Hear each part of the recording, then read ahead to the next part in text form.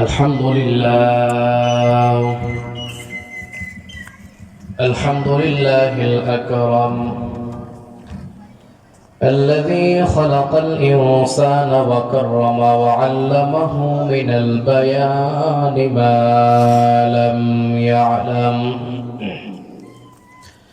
فسبحان الذي لا يحصى امتنانه باللسان ولا بالقلم ونشهد أن لا إله إلا الله وحده لا شريك له ونشهد أن سيدنا وسندنا وحبيبنا وحبيب ربنا وطبيبنا وطبيب قلوبنا وربنا ومولانا محمدا عبده ورسوله الذي أرسله الله تعالى ورسوله بالحق بشيرا ونذيرا وداعيا إلى الله بإذنه وسراجا وقمرا منيرا أما بعد فقد قال الله تبارك وتعالى في كلامه المجيد وفي فرقانه الحميد أعوذ بالله من الشيطان الرجيم بسم الله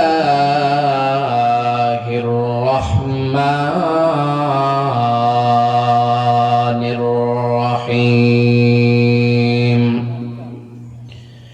يؤتي الحكمة من يشاء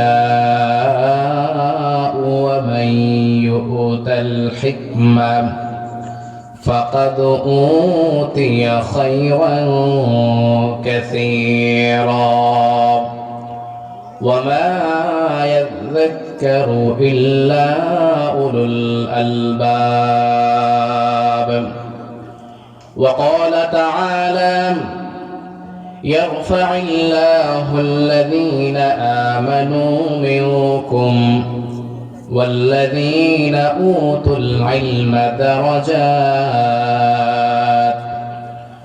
وقال تعالى فلولا نفر من كل فرقة منهم طائفة ليتفقهوا في الدين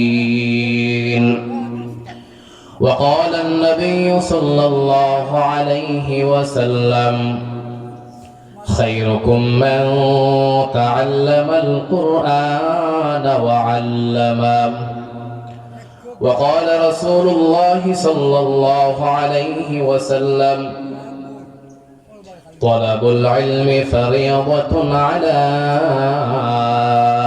كل مسلم صدق الله مولانا العظيم وصدق رسوله النبي الكريم ونحن على ذلك لمن الشاهدين والشاكرين والحمد لله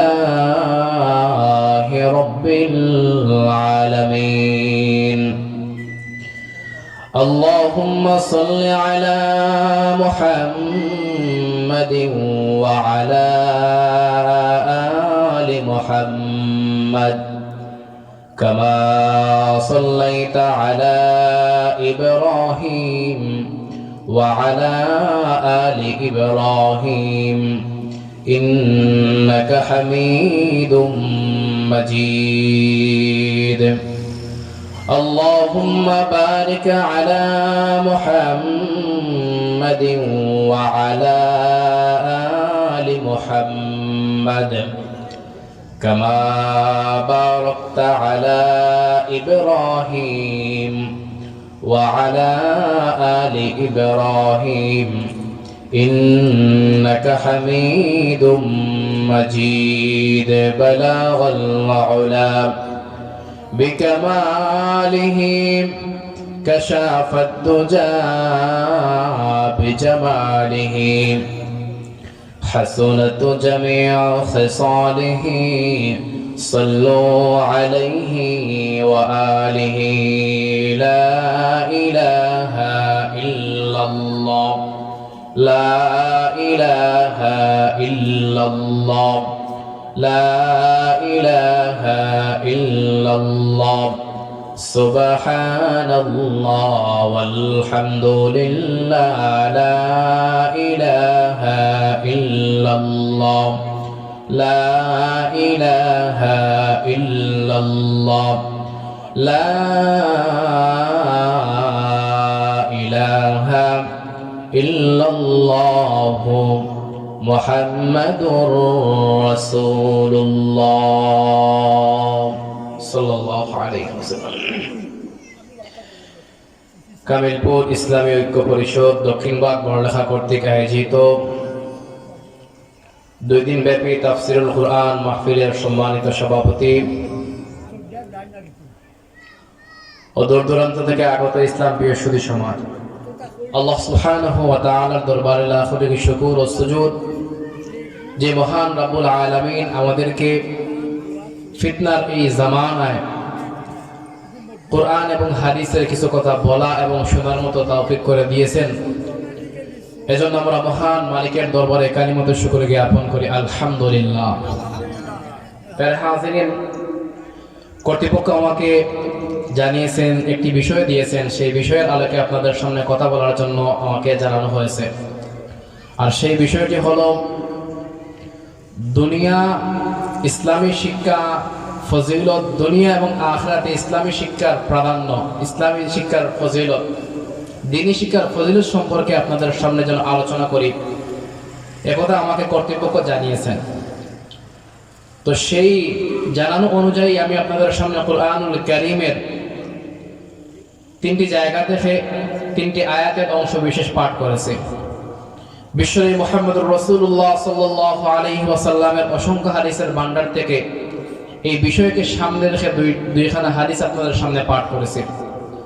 আল্লাহ সুবহানাহু ওয়া তাআলা যদি আমাকে তৌফিক দান করেন, তাহলে আয়াত এবং হাদিসকে সামনে রেখে সময়ের সংক্ষিপ্ত পরিসরে নির্ধারিত বিষয়ের উপর আলোচনা করার তৌফিক কামনা করি। ওয়া মা তাওফীক ইল্লা বিল্লাহ। প্রিয় হাজিরিন, বাকি আপনাদের কাছে অনুরোধ থাকবে যে যতক্ষণ কথা বলবো মনোযোগ সহকারে কথাগুলো শুনবেন, কেননা আজ আমাদের সমাজে অনেক ইসলামী মাহফিল হচ্ছে, তাফসির মাহফিল হচ্ছে, তার তুলনায় মানুষের হেদায়েত একেবারেই কম। তার প্রধান উদ্দেশ্য, তার প্রধান কারণ হলো মানুষ ওয়াজ নসিহত শুনে ঠিক আছে কিন্তু মানে না। এজন্য আপনাদের কাছে অনুরোধ থাকবে, যেই কতক্ষণে কথা বলি আপনার মনোযোগ সহকারে শুনবেন। আর শোনার আগে নিয়তটা এমন থাকবে যা শুনবো নিজের জীবনে, প্র্যাকটিক্যাল জীবনে বাস্তবায়ন করার জন্য আমি এই কথাগুলো শুনবো। তাহলে এই কথাগুলোর দ্বারা আপনারও ফায়দা হবে। আর আপনি যদি এই কথার উপর আমল করেন, তাহলে হয়তোবা আল্লাহ রাব্বুল আলামিন আমি এই কথাগুলো বলার কারণে আপনি যে আমল করেছেন, হয়তোবা এই কারণে আল্লাহ সুবহানাহু ওয়া তাআলা আমাকে মাফ করে দিয়ে এই উসিলায় আল্লাহ রাব্বুল আলামিন হয়তোবা আমাকেও মাফ করে দিতে পারেন। এজন্য আপনাদের কাছে উদারত আহ্বান থাকবে যে এই বিষয়টি অত্যন্ত গুরুত্বপূর্ণ একটি বিষয়, অত্যন্ত গুরুত্বপূর্ণ একটি বিষয়। যা বলবো আপনারা আমলের নিয়তে শোনার চেষ্টা করবেন ইনশাআল্লাহ। এর হাজিরিন, বিষয়টি হলো, আমি আবার বিষয়টি বলতেছি, কর্তৃপক্ষ আমাকে জানিয়েছেন দ্বীনি শিক্ষার গুরুত্ব সম্পর্কে আলোচনা করার জন্য। দেখুন বর্তমান সময়ে আমরা জেনারেল শিক্ষার দিকে একবারে ধাবিত হয়েছে। আমাদের সবার টার্গেট থাকে যে প্রথম থেকেই টার্গেট থাকে আমার ছেলে, আমার মেয়ে, আমার সন্তানকে জেনারেল শিক্ষায় শিক্ষিত করব।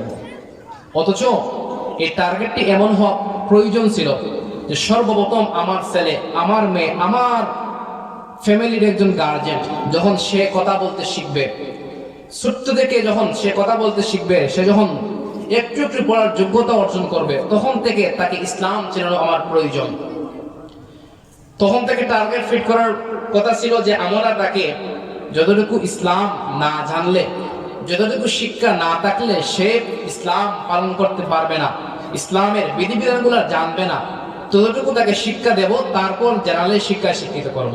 এই টার্গেটটা প্রত্যেকটা মুসলমানের হৃদয়ে লালন করতে হবে। কিন্তু এই টার্গেটটি না করে আমরা যখন ছেলে সন্তান হয়, ছেলে সন্তান হওয়ার আগে আগে আমরা ফিউচার প্ল্যান করে থাকি যে যদি আমাকে আল্লাহ রাব্বুল আলামিন ছেলে দেয়, আমাকে যদি আল্লাহ রাব্বুল আলামিন মেয়ে দেয়, তাহলে তাকে জেনারেল শিক্ষায় শিক্ষিত করব। অথচ প্রিয় হাজিরিন, আমাদের ধর্ম হলো ইসলাম, আমাদের সংবিধান হলো কুরআনুল কারীম।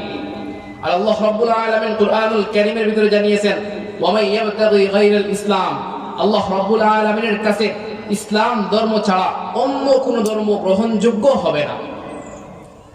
এটা শোনার পর কোনো মুসলমান যদি, কোনো ব্যক্তি যদি ইসলাম ধর্ম ত্যাগ করে, অন্য ধর্ম অনুসন্ধান করে, অন্য ধর্ম তালাশ করে, তাহলে সে কিয়ামতের কঠিন ময়দানে ক্ষতিগ্রস্তদের মধ্যে অন্তর্ভুক্ত হবে। আল্লাহ রাব্বুল আলামিন আয়াতের ভিতরে এটাই জানিয়েছেন।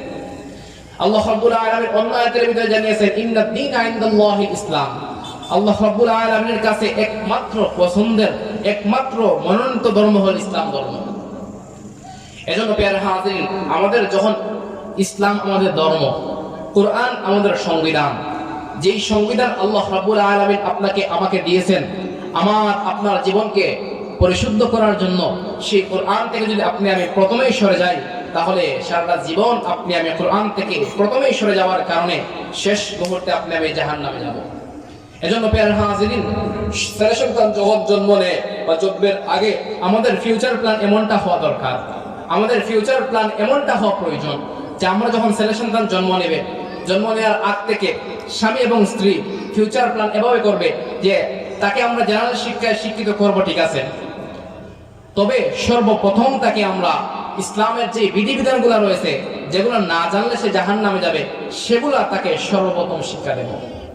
তারপর তাকে জেনারেল শিক্ষায় শিক্ষিত করুন, তাকে স্কুলে পড়ান, ইউনিভার্সিটিতে পড়ান, কলেজে পড়ান, কোনো বাধা নেই, কিন্তু তাকে সবার আগে ইসলামের শিক্ষায় শিক্ষিত করতে হবে। প্রিয় হাজিরিন, আমি আপনাদের সামনে কুরআনুল কারীমের 3 আয়াতে কারিমা তিলাওয়াত করেছি, আয়াতে কারিমার অংশ বিশেষ পাঠ করেছি।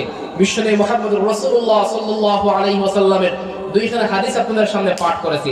আসুন, যেহেতু আমাকে নির্ধারিত বিষয় দেওয়া হয়েছে এবং সময় জানিয়ে দেওয়া হয়েছে, সময় সংক্ষিপ্ত, এজন্য লম্বা চড়া কোনো কথা বলা যাবে না, মনোযোগ সহকারে কথাগুলো শুনতে হবে। আমরা ভূমিকা চালাই আমাদের আলোচনার ভিতরে ঢুকতেছি। আল্লাহ রাব্বুল আলামিন প্রথম আয়াতের ভিতরে জানিয়েছেন যে আল্লাহ রাব্বুল আলামিন যাকে ইচ্ছা তাকে দ্বীনের শিক্ষা দান করেন, ইলমে দ্বীনের শিক্ষা হাসিল করার জন্য যাকে মনোনীত করেন সেই একমাত্র ইলমে দ্বীনের শিক্ষা পায়। আর যে অপর আয়াতে ইয়ারফাইল্লাহুল্লাযীনা আমানু ওয়াল্লাযীনা উতুল ইলমা দারাজাত, আল্লাহ রাব্বুল আলামিন এই আয়াতের ভিতরে জানিয়েছেন যারা ঈমান এনেছেন এবং দ্বীনের জ্ঞান লাভ করেছে, আসমানি ইলম প্রাপ্ত হয়েছে, তাদের মান সম্মান, তাদের মর্যাদা আল্লাহ রাব্বুল আলামিন বৃদ্ধি করবেন। সুবহানাল্লাহ। প্রিয় হাজিরিন, আপাতত আমরা এই 2টা আয়াতের আলোচনা শুনি। তাহলে প্রথম আয়াতের ভিতরে আল্লাহ রাব্বুল আলামিন বললেন যাকে আল্লাহ রাব্বুল আলামিন মনোনীত করেন, যাকে ভালোবাসেন, তাকেই একমাত্র দ্বীনের জ্ঞান দান করেন। দ্বিতীয় আয়াতে আল্লাহ রাব্বুল আলামিন জানিয়েছেন যে ঈমান আনছে, আনার পর তাকে দ্বীনের জ্ঞান দান করা হয়েছে, তার মর্যাদা, তার সম্মান আল্লাহ রাব্বুল আলামিন বাড়িয়ে দেন। সুবহানাল্লাহ। প্রিয় হাজিরিন, এই হলো প্রথম 2 আয়াতের অংশ বিশেষের অর্থ। একটা হাদিস আপনাদের সামনে পাঠ করেছিলাম, খায়রুকুম মান তাআল্লামাল কুরআনা ওয়া আল্লামা। অন্যটি হাদিস পড়েছিলাম, তলাবুল ইলমি ফারিদাতুন আলা কুল্লি মুসলিম। প্রত্যেক মুসলমানের জন্য, পুরুষ হোক নারী হোক, সবার জন্য ইলমে দ্বীন শিক্ষা করা প্রয়োজন। প্রিয় হাজির, দেখুন আমরা যখন মুসলমান আমাদের হলো, ইসলাম হলো আমাদের ধর্ম, আমাদের সংবিধান হলো কোরআন, আমাদের মুসলমান হিসেবে কর্তব্য হলো সবার আগে আমরা কোরআনটাকে চর্চা করব, সবার আগে আমরা ইসলামটাকে জানবো, জানার পর আমরা বাকি দিকে তাকাবো। কিন্তু আমাদের এমন অবস্থা হয়েছে, আমরা সবার আগে জেনারেল শিক্ষাটাকে ফোকাস দেই। জেনারেল শিক্ষায় শিক্ষিত হওয়ার জন্য ছেলে মেয়েকে প্রথমেই কিন্ডারগার্টেনে ভর্তি করা হয়, ইংলিশ মিডিয়ামে ভর্তি করা হয়, স্কুলের মধ্যে ভর্তি করা হয়। তার পরিণাম হয়, সর্বশেষ ফল হয়, ছেলে মেয়ে ইসলাম থেকে সরে যায়, ছেলে মেয়ে নাস্তিক হয়ে যায়, ছেলে মেয়ে সর্বশেষ পিতামাতাকে হত্যা করে। তার একমাত্রই কারণ হলো মা বাবা সর্বপ্রথম তার সন্তানকে ইসলাম থেকে সরিয়ে রেখেছিল। তার ফলস্বরূপ সে শেষ মুহূর্ত ছেলের কাছ থেকে মেয়ের কাছ থেকে ইসলাম বিদ্বেষী আচরণ প্রকাশ পায়, ছেলের কাছ থেকে মেয়ের কাছ থেকে ইসলামের বিভিন্ন নাজায়েজ কর্মকাণ্ড প্রকাশ পায়। এজন্য প্যার হাজরিন, ছেলে হোক মেয়ে হোক, ভাই হোক বাচ্চা হোক, সবার আগে তাকে ইসলামের সুশীল ছায়ার তলে আনতে হবে, সবার আগে তাকে ইসলামের শিক্ষা দিতে হবে। যদি শিক্ষা দেই তাহলে এই মানুষের ভিতরে কথাবার্তার ভিতরে, চাল চলনের ভিতরে যে সৌন্দর্য, যে মাধুর্য আপনি পাবেন, জেনারেল শিক্ষিত মানুষের মাঝে এমন সৌন্দর্য মাধুর্যতা পাবেন না। প্যারে হাজরিন, দেখুন আদম আলাইহিস সালামকে যখন ফেরেশতারা সিজদা করেছিল, এই সিজদার অন্যতম একটি কারণ ছিল আল্লাহ রাব্বুল আলামিন আদম আলাইহিস সালামকে ইলম দান করেছিলেন। আর এই ইলমের মর্যাদার কারণে ফেরেশতারা আদম আলাইহিস সালামকে সিজদা করতে বাধ্য হয়েছিল। লম্বা আলোচনা আমি সেদিকে যাচ্ছি না। প্যারে হাজরিন, দেখুন কোরআনের শিক্ষা যখন মানুষের মাঝে থাকে, কোরআনের সাথে মানুষের সংস্রবে থাকে, কোরআনের সংস্রবে মানুষ যখন থাকে, কোরআনের সঙ্গী হয়, তখন সেই মানুষটা যতই খারাপ হোক না কেন, যতই তার চরিত্র নষ্ট হোক না কেন, যখন কোরআনের সংস্রবে মানুষ যখন আসে, তখন সঙ্গে সঙ্গে খারাপ মানুষটাও ভালো হতে বাধ্য হয়। প্যারে হাজরিন, অসংখ্য অগণিত হাদিস আমাদের সামনে আছে, অসংখ্য অগণিত ইতিহাস আমরা জানি যে ইসলামের প্রথম যুগে সাহাবায়ে কেরামরা কেমন ছিলেন। উমরের কথাই যদি বলি, ইসলামের প্রথম যুগে তিনি ছিলেন কঠোর রাসূল বিদ্বেষী, কঠোর কোরআনের বিদ্বেষী। এমন হয়েছে যে উমর রাদিয়াল্লাহু তাআলা আনহু বিশ্বনবী মুহাম্মদুর রাসূলুল্লাহ সাল্লাল্লাহু আলাইহি ওয়াসাল্লামের কল্লা আনার জন্য, গর্দান কাটার জন্য উদ্বুদ্ধ হয়েছিলেন। কাফির বেঈমানরা পুরস্কার দেওয়ার জন্য ঘোষিত করেছিল যে মুহাম্মদের কল্লা আনতে পারবে, যে মুহাম্মদের মাথা আনতে পারবে, তাকে 100 উট প্রদান করা হবে। তখন সবচাইতে সাহসী, সবচাইতে বীরত্ব দেখিয়ে উমর রাদিয়াল্লাহু তাআলা আনহু হাত তুলেছিলেন, তরবারি উন্মুক্ত করে বলেছিলেন যে আমি মুহাম্মদের গর্দান কেটে তোমার সামনে নিয়ে আসব। অথচ এই মানুষটা যখন মুহাম্মদ সাল্লাল্লাহু আলাইহি ওয়াসাল্লামের কল্লা আনার জন্য, মাথা আনার জন্য গিয়েছিল, সবার আগে ধাক্কা লেগেছিল যে উনি রাস্তা দিয়ে যাইতেছেন, অপর একজন সাহাবী বলতেছেন নিজের বোনকে আগে ঠিক করুন, তারপর মুহাম্মদের কল্লা আনুন। একথা যখন বললেন, বলার পর উনি ওনার বোনের কাছে গেলেন, সবার আগে ওনারা কোরআনের তিলাওয়াত করতেছিল। যখন এই কোরআনের তিলাওয়াত শুনলেন, ওনার দিলের ভিতরে ধাক্কা লাগলো। পরিণাম ফল বিশ্বনবী মুহাম্মদুর রাসূলুল্লাহ সাল্লাল্লাহু আলাইহি ওয়াসাল্লামের হাতে হাত রেখে কালিমা পড়ে মুসলমান হয়ে গেলেন। সুবহানাল্লাহ। এই কোরআনের সংসবে আসার কারণে উমর রাদিয়াল্লাহু তাআলা আনহু কেমন মর্যাদাশীল হয়েছেন, কেমন সম্মানের উচ্চ শিখরে বলেছেন। আল্লাহ রাব্বুল আলামিন তাদের ব্যাপারে বলেছেন রাদিয়াল্লাহু আনহুম ওয়া রাদু আন, তাদের ব্যাপারে আমি সন্তুষ্ট, আমার ব্যাপারে তারা সন্তুষ্ট। প্যারে হাজরিন, এর একমাত্রই কারণ হলো তারা কোরআনের সাথে সম্পর্ক গড়েছে, কোরআনের সাথে থেকেছে, কোরআনের ইলম অর্জন করেছে।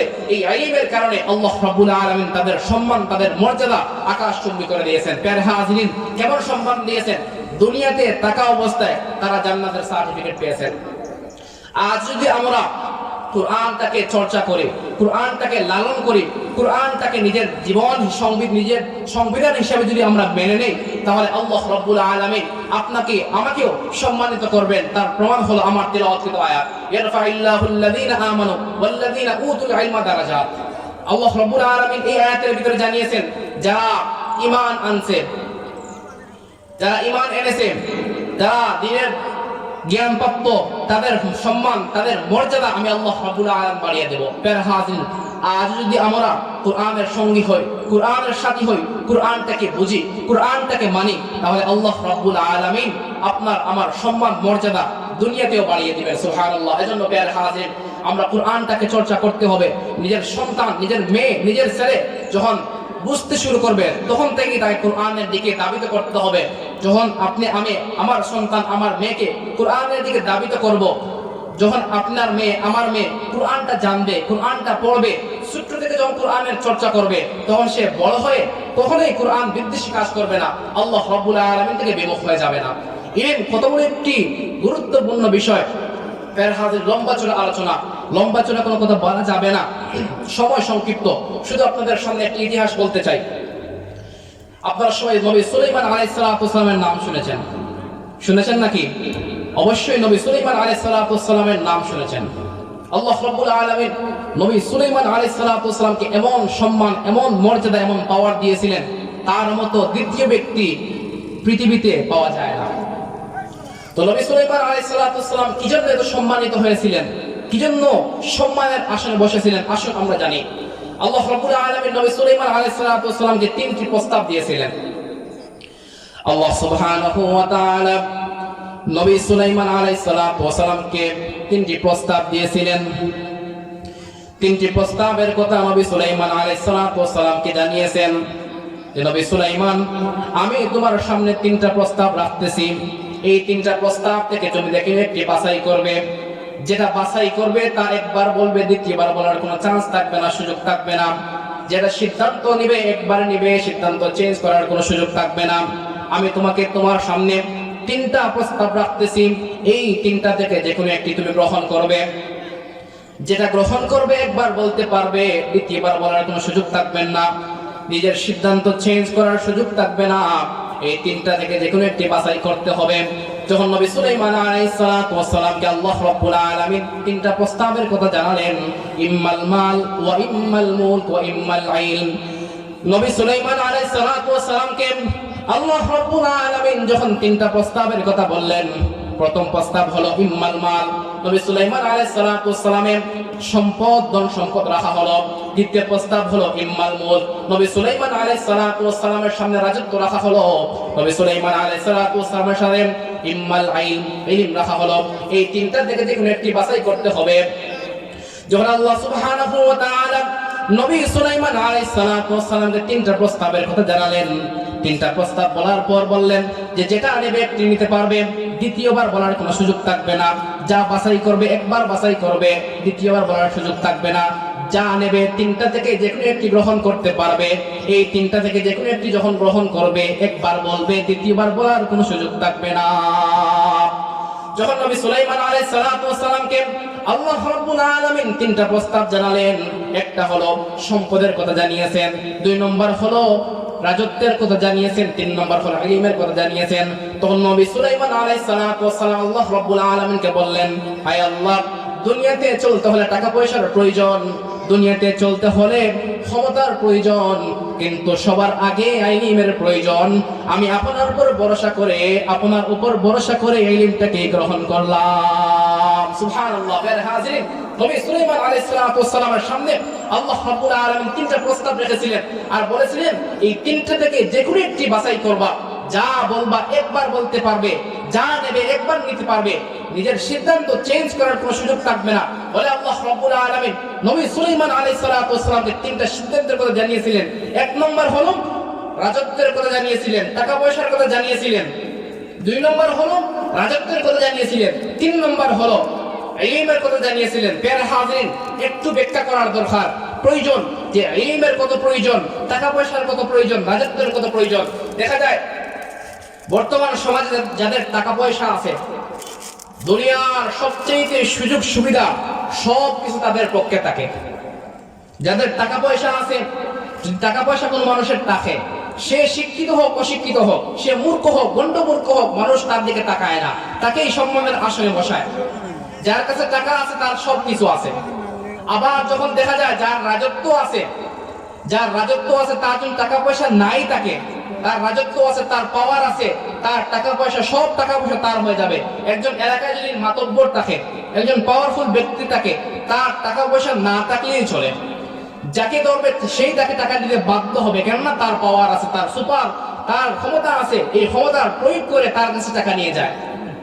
তো দুনিয়াতে চলতে হয় যেমন টাকা পয়সার প্রয়োজন, তেমনি ক্ষমতার প্রয়োজন। আমরা বর্তমান সময়ে দেখি যাদের টাকা পয়সা আছে, সমাজের সবচাইতে সুবিধাগুলো তারাই ভোগ করে। আবার যাদের ক্ষমতা আছে, সমাজের সবচেয়ে ভালো ভালো সুযোগ সুবিধাগুলো তারাই গ্রহণ করে, তারাই এই সুযোগ সুবিধাগুলো বেশি পায়। কিন্তু প্রিয় হাজিরিন, নবী সুলাইমান আলাইহিস সালামের সামনে যখন আল্লাহ সুবহানাহু ওয়া তাআলা তিনটি প্রস্তাব রেখেছিলেন, তিনটে প্রস্তাবের প্রথম প্রস্তাব ছিল টাকা পয়সা, ধন সম্পত্তি, যেটা চাইবা আমি দিয়ে দিব, যা চাইবা তা দেব। 2 নম্বর প্রস্তাব ছিল রাজত্ব, যদি রাজত্ব চাও তাহলে রাজত্বের মালিক বানাবো, যেই রাজত্ব চাইবে, যেই প্রকারের রাজত্ব চাইবে সেই প্রকারের রাজত্ব তোমাকে দেওয়া হবে। 3 নম্বর প্রস্তাব ছিল তোমাকে ইলম বাছাই করো, তাহলে ইলম দেওয়া হবে, যেই পরিমাণের ইলম চাইবে সেই পরিমাণের ইলম দেওয়া হবে। তখন নবী সুলাইমান আলাইহিস সালাম আল্লাহ রাব্বুল আলামিনের উপর ভরসা করে ইলমটাকে গ্রহণ করেছিলেন। যখন ইলমটাকে গ্রহণ করেছেন তখন আল্লাহ সুবহানাহু ওয়া তাআলা বলেন, হুসনে ইখতিয়ার, তুমি সুন্দরটা গ্রহণ করেছো, এই সুন্দরটা গ্রহণ করার কারণে তোমাকে পুরস্কৃত করার প্রয়োজন। পুরস্কার হিসাবে আল্লাহ রাব্বুল আলামিন নবী সুলাইমান আলাইহিস সালামকে রাজত্ব দিয়েছেন, টাকা পয়সাও দিয়েছেন। সুবহানাল্লাহ। প্রিয় হাজিরিন, আপনারা জানেন নবী সুলাইমান আলাইহিস সালাম এমন রাজত্বের অধিকারী ছিলেন যে রাজত্ব আল্লাহ রাব্বুল আলামিন নবী সুলাইমান আলাইহিস সালামকে দিয়েছিলেন। তিনি গোটা পৃথিবী শাসন করেছেন। এমন রাজত্ব আল্লাহ রাব্বুল আলামিন নবী সুলাইমান আলাইহিস সালামকে দিয়েছিলেন যে বাতাস তার কথা শুনতো। মুহূর্তের ভিতরে নবী সুলাইমান আলাইহিস সালাম বাতাসের সাহায্যে এক জায়গা থেকে অন্য জায়গায় যাইতে পারতেন। জিনদেরকে নবী সুলাইমান আলাইহিস সালামের অনুগামী করা হয়েছিল। এমন পাওয়ার দিয়েছিলেন, এমন রাজত্ব দিয়েছিলেন যে নবী সুলাইমান আলাইহিস সালাম পিপিলিকা পশু পাখিদের বাসা পর্যন্ত বুঝতেন। সুবহানাল্লাহ। প্রিয় হাজিরিন, শুধুই যে রাজত্ব ছিল এমনটা নয়, নবী সুলাইমান আলাইহিস সালামকে আল্লাহ রাব্বুল আলামিন টাকা পয়সা, ধন সম্পত্তির মালিক বানিয়েছিলেন। কিসের বরকতে? এই ইলমের বরকতে। আল্লাহ রাব্বুল আলামিন 3টি অপশন দিয়েছিলেন, 3টা থেকে যেকোনো একটি বাছাই করতে হবে। নবী সুলাইমান আলাইহিস সালাম আল্লাহ রাব্বুল আলামিনের উপর ভরসা করে 3 নম্বরটা ইলমকে গ্রহণ করেছেন। তখন আল্লাহ রাব্বুল আলামিন বললেন যে তুমি সুন্দরটা গ্রহণ করেছো, এই সুন্দরটা গ্রহণ করার কারণে তোমাকে পুরস্কৃত করার প্রয়োজন, পুরস্কার হিসাবে বাকি 2টাই দিয়ে দিলাম। সুবহানাল্লাহ। এত গুরুত্বপূর্ণ একটি বিষয়। প্রিয় হাজিরিন, দেখুন ইলমের মতো এত গুরুত্বপূর্ণ একটি বিষয়, ইলম যেই ব্যক্তির ভিতরে থাকে, চাই সেটা দুনিয়াবি ইলম হোক, জেনারেল শিক্ষায় শিক্ষিত হোক, চাই কোরআনের শিক্ষায় শিক্ষিত হোক, যে মানুষের ভিতরে শিক্ষার আলো থাকে সে কখনোই তার কথাবার্তা দ্বারা সমাজের মানুষ কষ্ট পায় না। আমরা দেখি যে যাদের ভিতরে শিক্ষার আলো আছে, যাদের ভিতরে ইলম আছে, তাদের কথাবার্তা, চাল চলন সবকিছুই আলাদা থাকে সমাজের অন্যান্য মানুষদের থেকে। যাদের ভিতরে ইলম আছে, জ্ঞান আছে, তাদের কথার মধ্যে একটা মাধুর্যতা, সৌন্দর্য প্রকাশ পায়। প্রিয় হাজিরিন, আর সেই শিক্ষা যদি কোরআনের শিক্ষা হয়, জেনারেল শিক্ষার পাশাপাশি সেই শিক্ষা যদি কোরআনের শিক্ষা হয়, তাহলে আমরা গ্রাম্য ভাষায় একটা কথা বলি, শোনায় সুহাগা। গ্রাম্য ভাষায় একটি কথা আমরা বলি, শোনায় সুহাগা, যে যদি জেনারেল শিক্ষার পাশাপাশি কোরআনের শিক্ষা যদি থাকে, তাহলে সে সমাজের সবচেয়ে শ্রেষ্ঠ মানুষদের মধ্যে একজন মানুষ।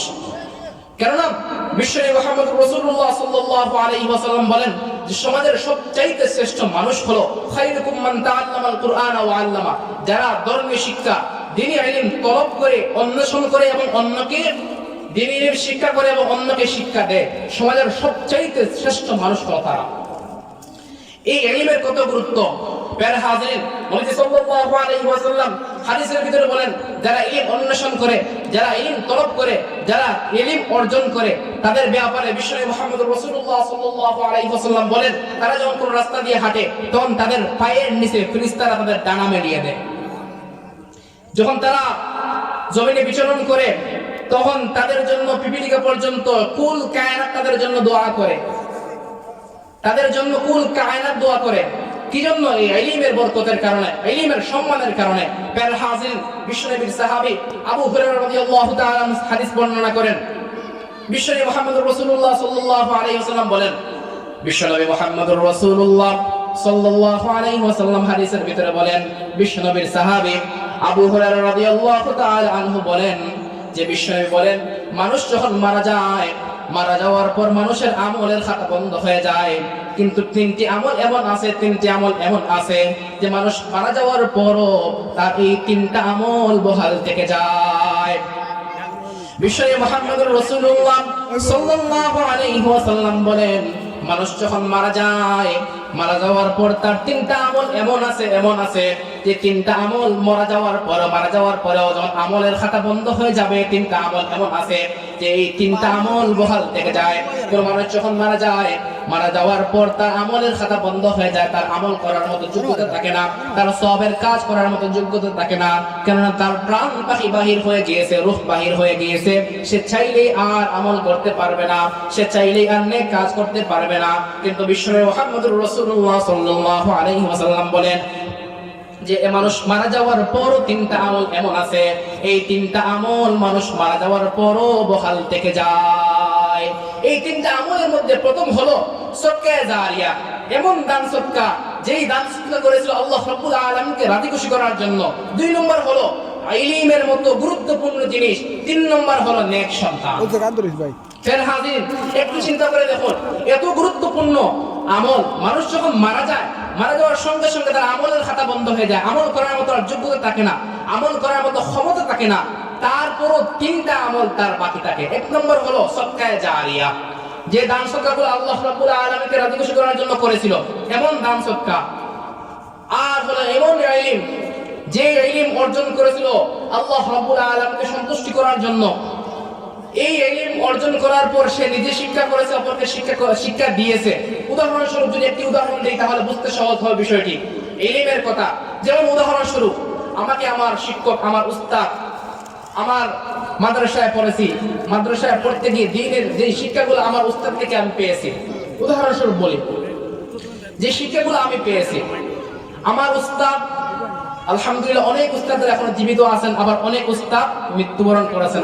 আল্লাহ রাব্বুল আলামিন আমার সেই সমস্ত উস্তাদদেরকে মাফ করে জান্নাতবাসী করেন, সবাই বল আমিন। প্রিয় হাজিরিন, দেখুন যে কথা বলতে চেয়েছিলাম, একটি উদাহরণ দেই তাহলে বিষয়টি বুঝতে সহজ হবে। যে আমি শিক্ষা গ্রহণ করেছি আমার উস্তাদদের কাছ থেকে। শিক্ষা গ্রহণ করার পর এখন আপনাদের সামনে এই শিক্ষার একটি তালিম দিচ্ছি, সেই শিক্ষার একটি প্রচার করতেছি। উদাহরণস্বরূপ আমার উস্তাদ মারা গিয়েছেন, এখন আমলের খাতা বন্ধ হয়ে গিয়েছে, কিন্তু উনি আমাকে শিক্ষা দিয়েছেন, ওনার কাছ থেকে আমি এই অর্জন করেছি। এখন আপনাদেরকে এই দিনের প্রসারগুলো করতেছি, আপনাদের সামনে কথাগুলো প্রচার করতেছি। এবং আপনারা যদি এই কথার উপর আমল করেন, তাহলে এই যখন আমল করবেন আপনারা, উদাহরণস্বরূপ এই শিক্ষার কথা বলতেছি, দিনী শিক্ষার কথা বলতেছি, তখন আপনারা আপনাদের সন্তানদেরকে মাদ্রাসার ভিতরে কোরআনের শিক্ষা দিলেন, দেওয়ার পর আপনি যেমন সওয়াব পাবেন, ঠিক তদ্রুপ আমিও সওয়াব পাবো। আমার উস্তাদ মারা গিয়েছেন, মারা যাওয়ার পর উনি সওয়াব পাবেন, কেননা উনি আমাকে শিক্ষা দিয়েছেন, আমি আপনাদের কাছে পৌঁছিয়েছি, আপনারা আমল করেছেন। এজন্য বিশ্বনবী মুহাম্মদ রাসূলুল্লাহ সাল্লাল্লাহু আলাইহি ওয়াসাল্লাম হাদিসের ভিতরে বলেছেন, মানুষ যখন মারা যাওয়ার পর তার 3টি আমল বাকি থাকে। 1 নম্বর হলো দান সদকা, যেগুলো আল্লাহ রাব্বুল আলামিনকে রাজি আর খুশি করার জন্য দান সদকা করেন, মানুষ দেখানোর উদ্দেশ্য নয়, একমাত্র রেজায়ে মাওলার জন্য, আল্লাহ রাব্বুল আলামিনকে খুশি করার জন্য দান সদকা করেছে, এমন দান সদকা। 2 নম্বর হলো এমন ইলম, যে ইলম দ্বারা সে নিজে উপকৃত হয়েছে, অপরকে উপকৃত করেছে, নিজে শিক্ষা করেছে, অপরকে শিক্ষা দিয়েছে, এমন ইলম মানুষ মারা যাওয়ার পরও কবরে বসে বসে সওয়াবটা পায়। সুবহানাল্লাহ। প্রিয় হাজিরিন, তাহলে এমন শিক্ষা আমি আমার সন্তানকে যদি না দেই, তাহলে আমার মতো আপনার মতো হতভাগা কপাল পোড়া সমাজে আর কেউ নাই। 3 নম্বর হলো এমন সন্তান, যে সন্তান আমি রেখে গিয়েছি, আর এই সন্তান আপনার আমার জন্য ওয়ালাদুন সালিহ, নেক সন্তান, এমন সন্তান যে সন্তানকে আমি রেখে গিয়েছি, আর এই সন্তানগুলো আপনার আমার জন্য মাগফিরাত কামনা করতেছে। আপনার আমার রেখে যাওয়া সন্তানগুলা দুনিয়াতে বিচরণ করতেছে, আর আপনার আমার জন্য দোয়া করতেছে। এমন সন্তান যদি রেখে যায়, তাহলে কবরে যাওয়ার পরও আমি সওয়াবের অংশীদার হবে। এখন আপনারা বলুন তো, কোন শিক্ষা দেওয়ার পর, কোন শিক্ষাটা পাওয়ার পর আপনার সন্তান, আপনার মেয়ে, আপনার ছেলে এই ওয়ালাদুন সালিহ হবে? অবশ্যই কোরআনের শিক্ষা। কোরআনের শিক্ষা ছাড়া কোনো বিকল্প নেই।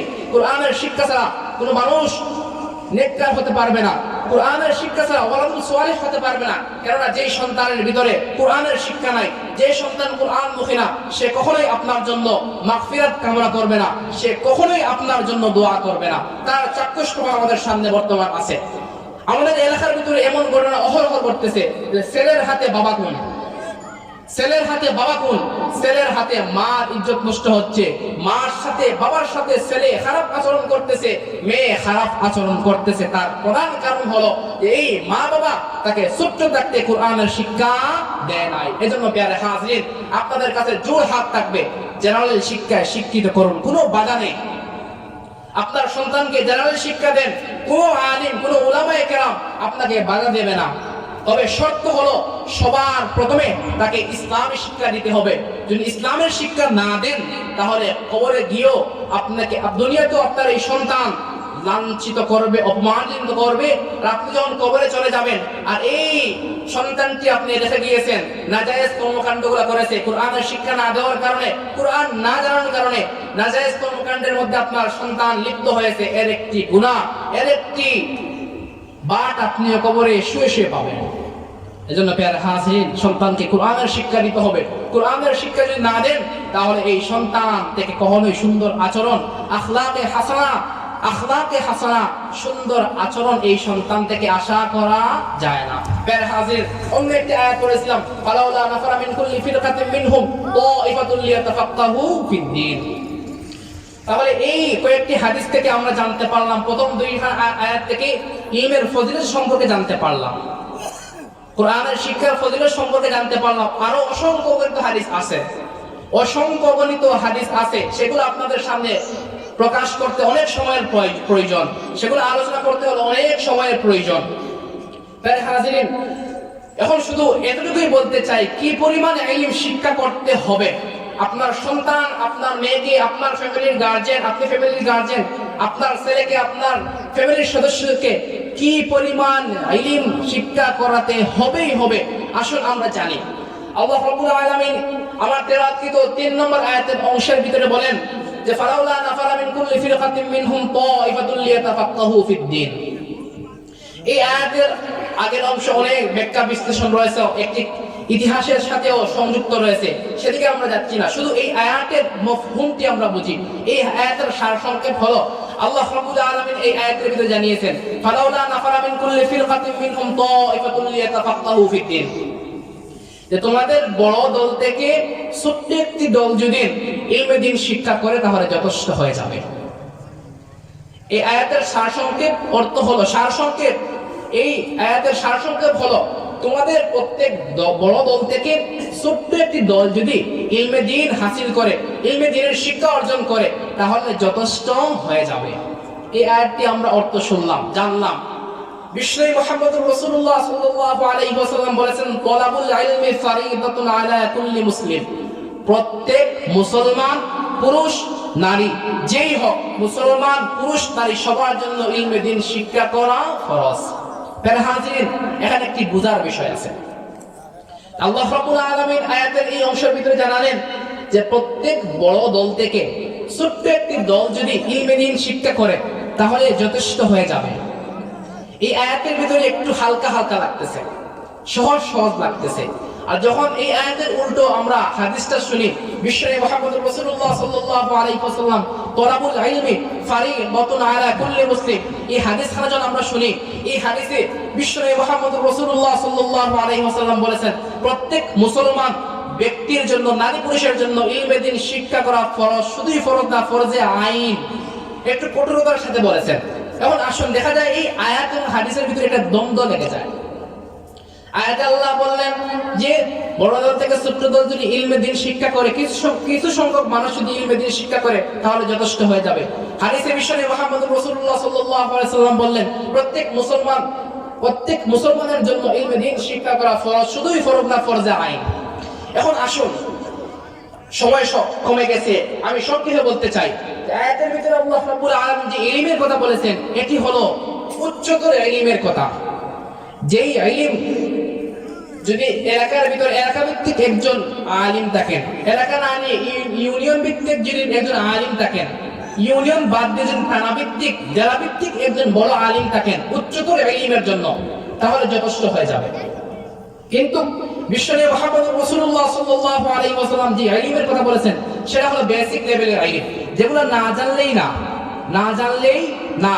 আপনার নামাজ পড়া ফরজ, যাকাত দেওয়া ফরজ, যাদের টাকা পয়সা আছে হজ করা ফরজ, যারা রমজান মাসের এক মাস রোজা রাখা ফরজ, এই যে বিষয়গুলো আল্লাহ রাব্বুল আলামিন যে বিষয়গুলো ফরজ করে দিয়েছেন, এগুলা মানা যেমন ফরজ, জানাও ফরজ। কেননা আপনি যে ফরজ বিধানগুলো রয়েছে সেগুলো পালন করতে হলে কিভাবে পালন করতে হবে, কেমন ভাবে পালন করতে হবে, নামাজ পড়া ফরজ কিভাবে পড়তে হবে, নামাজ পড়তে কি কি লাগবে কি কি লাগবে না, এগুলো জানাও ফরজ। তাহলে প্রিয় হাজির, বলতে চেয়েছিলাম যে আয়াতের ভিতরে আল্লাহ রাব্বুল আলামিন বলেছেন উচ্চতর ইলমের কথা, যেগুলা ইউনিয়ন ভিত্তিক, থানা ভিত্তিক, ইউনিয়নে একজন আছে, এলাকাতে একজন আছে, এলাকাতে নাই ইউনিয়নে আছে, ইউনিয়নে নাই থানাতে আছে, থানাতে নাই জেলাতে আছে, উচ্চতর ইলম ওয়ালা একজন আলিম হলে যথেষ্ট। কেননা বড় বড় মাসআলা, তালাকের মাসআলা রয়েছে, বড় বড় মাসআলা রয়েছে, এই মাসআলা শেষ করে দিচ্ছি, একটু সময় দেন। এই মাসআলাগুলো বড় বড় আলিমদের কাছ থেকে আমরা উপকৃত হতে পারবো। যখন বড় বড় মাসআলায় কোনো ব্যঙ্গা লাগবে, কোনো দ্বন্দ্ব লাগবে, তখন বড় আলিমদের কাছ থেকে, মসজিদের ইমাম সাহেবের কাছ থেকে জানতে পারবো। কিন্তু যেই বিষয়গুলো বেসিক লেভেলের যে ইলম, আমরা তো সবসময় হুজুরদের সাথে থাকতে পারবো না, মসজিদের ইমামের কাছে গিয়ে সবসময় বসতে পারবো না। এগুলা আঞ্জাম দিতে, ফরজ কাজগুলো আঞ্জাম দিতে যে ইলমগুলো প্রয়োজন, সেগুলো আপনার আমার জানা ফরজ, শুধুই ফরজ না, ফরজে আইন। এজন্য প্যারা হাজির, বলতে চেয়েছিলাম যে আপনার ছেলে, আপনার মেয়ে, আপনি স্কুলে দেন, ইউনিভার্সিটিতে দেন, যেই জায়গায় দেন, কোনো বাধা নেই। তবে সবার আগে যেই ইলমগুলা বিশ্বনবী মুহাম্মদুর রাসূলুল্লাহ সাল্লাল্লাহু আলাইহি ওয়াসাল্লাম হাদিসের ভিতরে বলেছেন, তালাবুল ইলমি ফারিদাতুন আলা কুল্লি মুসলিম, এই ইলমগুলা আপনার আমার মেয়েকে, আপনার আমার সন্তানকে দিতেই হবে। না দিলে কিয়ামতের কঠিন ময়দানে আপনাকে আমাকে আসামির কাঠগড়ায় দায়ের হওয়া লাগবে। এজন্য প্রিয় হাজিরিন, আপনাদের কাছে উদাত্ত আহ্বান থাকবে, আপনার ছেলেকে স্কুলে দেন, জেনারেল শিক্ষায় শিক্ষিত করেন, কোনো আলিম বাধা দেবে না। তবে সবার আগে আপনার ছেলেকে, আপনার মেয়েকে, আপনার সন্তানকে এই তালাবুল ইলমি ফারিদাতুন আলা কুল্লি মুসলিম, বিশ্বনবী যে ইলমের কথা বলেছেন, বেসিক লেভেলের যে জ্ঞানগুলো আছে, সেগুলো আপনার ছেলেকে, আপনার মেয়েকে দিতে হবে। না দিলে কিয়ামতের কঠিন ময়দানে আপনি বাবা হিসাবে, মা হিসাবে আল্লাহ রাব্বুল আলামিনের আসামির কাঠগড়ায় দাঁড়া হওয়া লাগবে। এজন্য প্রিয় হাজিরিন, আপনাদের কাছে আবারও বলতেছি, আপনার ছেলেকে, আপনার মেয়েকে, এই জানুয়ারি মাস চলতেছে, আমরা গার্জেন হিসাবে আমাদের সন্তানদেরকে ভর্তি নেওয়ার জন্য অনেক প্ল্যান করে থাকি। প্ল্যান করার আগে আমরা যখন চিন্তা ভাবনা করব, তখন আমরা এই চিন্তাটি করব যে আমাদের সন্তানদেরকে প্রথম এই বেসিক লেভেলের ইলমগুলা অর্জন করাবো, তারপর জেনারেল শিক্ষায় দেব, কোনো বাধা নেই। আর এই বেসিক লেভেলের ইলমগুলা ক্লাস 3 পর্যন্ত শিক্ষা দেওয়া হয়। আগের হুজুর বলে গিয়েছেন মাদ্রাসা চালু করার জন্য, আমিও বলে যাব আপনাদের সন্তানদেরকে মাদ্রাসায় দিবেন। মাদ্রাসায় দিয়ে একেবারেই দিয়ে দিবেন এমনটা নয়, কমসে কম আপনার ছেলেকে, আপনার মেয়েকে ক্লাস 3 পর্যন্ত, এর উপরে যদি 5 পর্যন্ত পারেন তাহলে আরো ভালো, 3 পর্যন্ত কমসে কম আপনার সন্তানদেরকে মাদ্রাসায় দেবেন। তাহলে এই সন্তানের কাছ থেকে যে আচরণ পাবেন, আশা রাখি এই আচরণ আপনাকে মুগ্ধ করবে।